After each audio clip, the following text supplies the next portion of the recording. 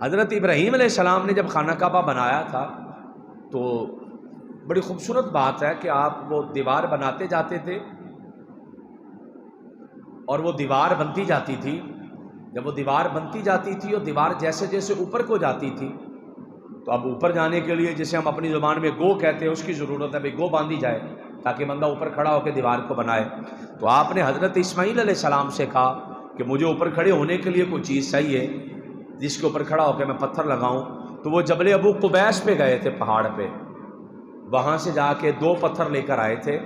ایک پتھر وہ جس کے اوپر حضرت ابراہیم علیہ السلام نے کھڑے ہو کے کعبہ کو بنایا تھا، اور ایک پتھر وہ جسے ہم حجر اسود کہتے ہیں. اور یہ پتھر حضرت آدم علیہ السلام اپنے ساتھ جنت میں سے لے کر آئے تھے. جس پتھر پر حضرت ابراہیم علیہ السلام کھڑے ہوئے یہ پتھر بھی اور حجر اسود والا پتھر بھی، یہ دونوں ہی آئے تھے حضرت آدم علیہ السلام کے ساتھ جنت میں سے. اور حضرت ادریس علیہ السلام نے ان پتھروں کو جبل ابو قبیس پر چھپا دیا تھا طوفان کے زمانے میں، کہ نوح علیہ السلام کے زمانہ کے اندر جو طوفان آیا یہ پتھر اس میں گم نہ ہو جائیں. تو آپ نے ان کو وہ جبل ابو قبیس پہ چھپا دیا تھا. اللہ پاک نے حضرت اسماعیل علیہ السلام کے ذہن میں ڈالا کہ یہ پتھر فلانی جگہ پر ہیں، تو ان پتھروں کو وہاں سے لو. تو وہاں سے یہ پتھر لیے اور لا کر پھر خانہ کعبہ کی تعمیر میں ان پتھروں کو استعمال کیا گیا. جو حجر اسود پتھر تھا اس کو خانہ کعبہ کی دیوار کے ساتھ لگایا گیا تاکہ طواف شروع کرنے کی نشانی پتہ چلے کہ کس نکر سے شروع کرنا ہے طواف، یہ پتہ چلے. ایسا نہ ہو کہ جس کا دل کرتا ہے جہاں سے مرضی شروع کر لے، نہیں. تو حضرت ابراہیم علیہ السلام نے وہ ایک نکر میں پتھر لگایا، یہ بھی جنت سے آیا ہوا، اور ایک پتھر جس پہ کھڑے ہوئے یہ بھی جنت میں سے آیا ہوا. اور اس پتھر کی خاص بات تھی حجر اسود کی اور جس پر آپ کھڑے ہوئے اس کی بھی، دونوں پتھروں کی ایک بڑی خاص بات ہے.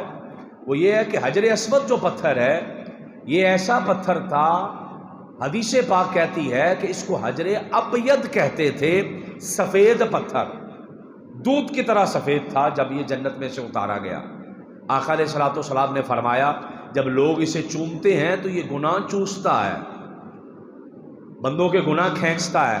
یہ گناہ کھینچ کھینچ کے پہلے حجر ابیض تھا اور اب حجر اسود ہو گیا، کالا ہو گیا. ایک روایت میں یہ بھی موجود ہے کہ کافروں نے اسے ہاتھ لگایا تھا، اس ہاتھ لگنے سے یہ کالا ہو گیا، ورنہ تھا یہ سفید. ابیض مطلب سفید اور اسود مطلب کالا. تو پہلے یہ سفیدی مائل تھا، سفید تھا یہ پتھر.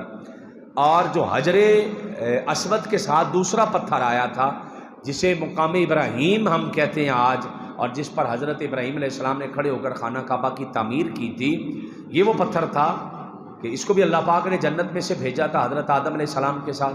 اور حضرت ابراہیم علیہ السلام اس پتھر پر کھڑے ہو گئے اور کھڑے ہو کر آپ تعمیر کرتے تھے. جیسے جیسے آپ نے آگے جانا ہوتا یہ پتھر خود ہی آگے جاتا، اور اگر آپ نے اونچے ہونا ہوتا تو پتھر خود ہی اونچا ہوتا، نیچے جانا ہوتا تو یہ پتھر خود نیچے آتا.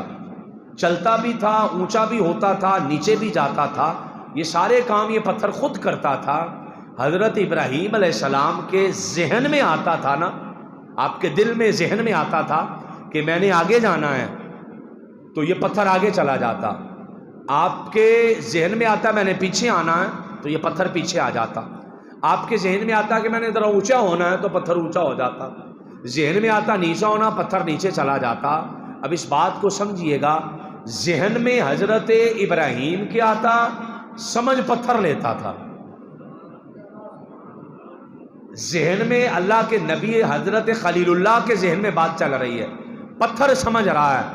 بندہ سوال کرے اس پتھر کو کیسے پتا چلتا تھا کہ اوپر جانا ہے کہ نیچے جانا ہے، آگے جانا ہے کہ پیچھے جانا ہے. موٹا سارا اس کا جواب ہے کہ اگر نبی کے قدم کسی پتھر پر بھی لگ جائیں خدا اسے بھی دل کی باتیں سمجھنے کی توفیق دے دیا کرتا. یہ موٹا سارا مسئلہ ہے اور یہ بے شمار جگہ پر ثابت ہے.